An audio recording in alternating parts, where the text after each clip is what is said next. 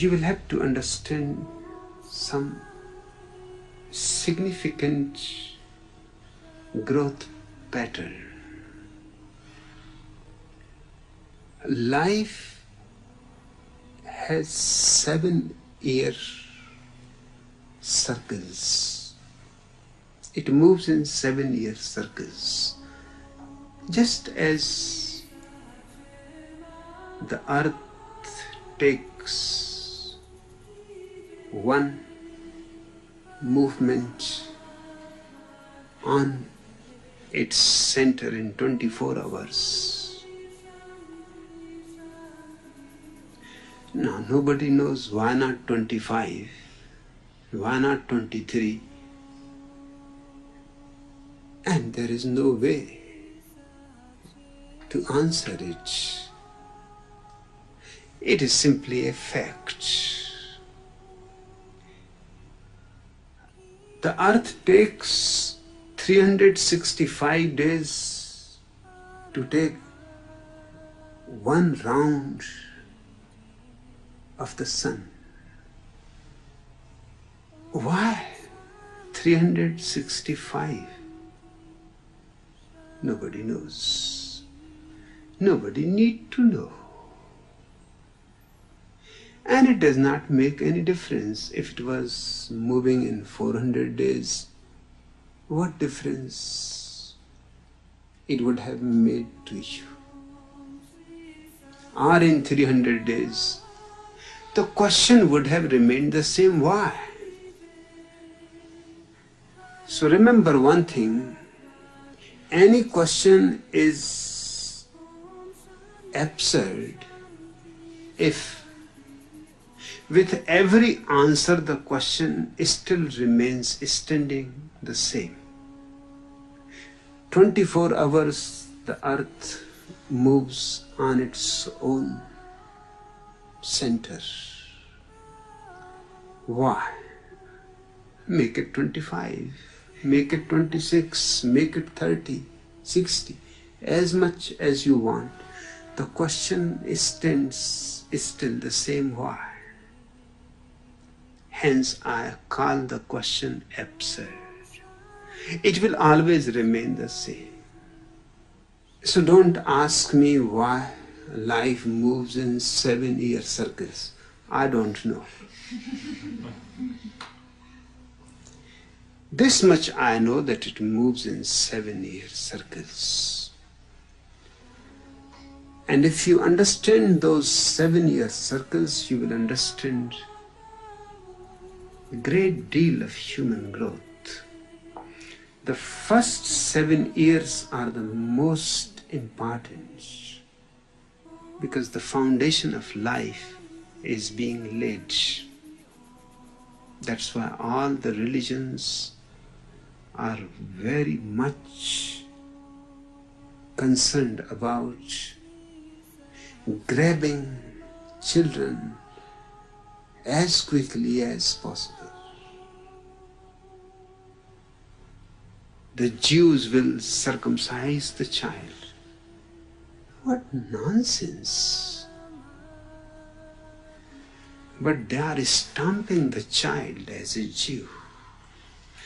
That is a primitive way of stamping. You still do it on the cattle around here. I have seen stamps. Every owner stamps the cattle. Otherwise they can get mixed up. It is a cruel thing. Red hot steel has to be used to stamp on the cattle's leather skin. It burns the skin. But then it becomes your possession. It cannot be lost, it cannot be stolen. What is circumcision? It is stamping cattle, that this cattle is Jew.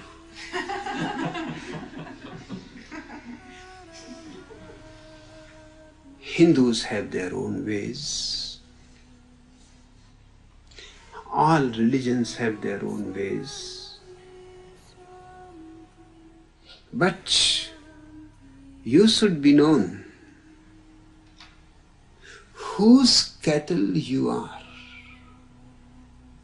Who is your shepherd? Jesus? Moses? Muhammad? You are not your own master.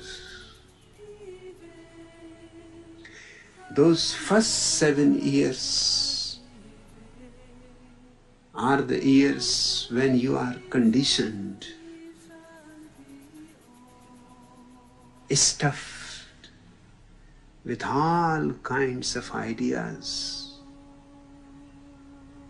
which will go on haunting you your whole life, which will go on distracting you from your potentiality, which will corrupt you, which will never allow you to see clearly. They will always come like clouds before your eyes. They will make everything confused. When things are clear, very clear, the existence is absolutely clear, but your eyes have layers upon layers of dust, and all that dust has been arranged in the first 7 years of your life, when you were so innocent, so trusting, that whatsoever was told to you, you accepted it as truth. And whatsoever has gone in the foundation, later on it will be very difficult for you to find that it has become almost part of your blood, bones, your very marrow. You will ask 1,000 other questions, but you will never ask the basic foundations of your belief. The first expression of love towards the child is to leave his first 7 years absolutely innocent, unconditioned. To leave him for 7 years completely wild, a pagan.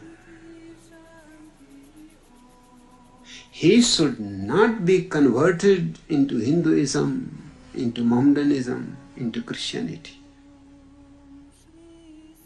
Anybody who is trying to convert the child is not compassionate. He is cruel. He is contaminating the very soul of a new, fresh arrival. Before the child had even asked questions, he has been answered with ready-made philosophies, dogmas, ideologies. This is a very strange situation. The child has not asked about God, and you go on teaching him about God. Why so much impatience? Wait. If the child someday shows interest in God and starts asking about God, then try to tell him not only your idea of God, because nobody has any monopoly. Then put before him all the ideas of God that have been presented to different people by different ages, by different religions, cultures, civilizations. Put before him all the ideas about God and tell him, you can choose between these, whichever appeals to you, or you can invent your own. If nothing suits, if everything seems to be with a flaw, and you think you can have a better idea, then invent your own. Or if you find that there is no way to invent an idea without loopholes, then drop the whole thing. There is no need. A man can live without God. There is no intrinsic necessity. Millions of people have lived without God.